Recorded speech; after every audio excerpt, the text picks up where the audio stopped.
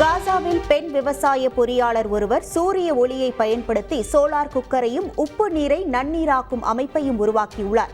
காசாவை சேர்ந்த பெண் விவசாய பொறியாளர் இனாஸ் அல்கோல் சூரிய ஒளியை பயன்படுத்தி சோலார் குக்கரையும் உப்பு நீரை குடிநீராக்கும் அமைப்பையும் உருவாக்கி பயன்படுத்தி வருகிறார். நெருக்கடியான சூழலில் கிடைத்த பொருட்களை கொண்டு உருவாக்கிய இந்த கண்டுபிடிப்பு பொதுமக்களின் பாராட்டுக்களை பெற்றுள்ளது.